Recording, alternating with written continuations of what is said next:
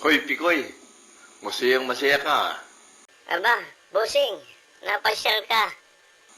Ano bang natuka mo? May pakanta-kanta't pasayaw-sayaw ka pa dyan. Siyempre, masaya ako. Dahil espesyal ang araw ngayon. Bakit?